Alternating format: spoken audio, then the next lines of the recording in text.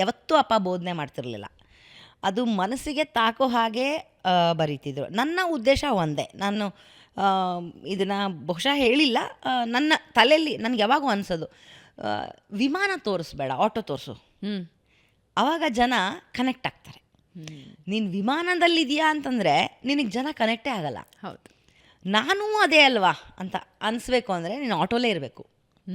So ಆಟೋನಲ್ಲಿ, auto ಡ್ರೈವರ್ಸನ್ನು ಹೇಳ್ತಿಲ್ಲ, ಆಟೋನಲ್ಲಿ ಒಂದು driver ಆಗಿನೂ ಆಗ್ಬೋದು, ಒಬ್ಬರು ಪ್ಯಾಸೆಂಜರ್ ಆಗಿ ಆದರೂ ಆಗ್ಬೋದು, ಕನೆಕ್ಟ್ ಆಗಬೇಕು.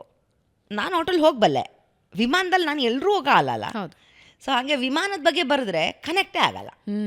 ಸೊ ಅದು ನನ್ನ USB ಅಂದ್ಕೊಳ್ತೀನಿ ನಾನು ಏನೇ ಇದ್ದರೂ ನನಗೆ ಈ ಭಾವನೆಗೂ ಅರ್ಥ ಆಗಬೇಕು, ಆ ಭಾವನೆಗೂ ಅರ್ಥ ಆಗಬೇಕು.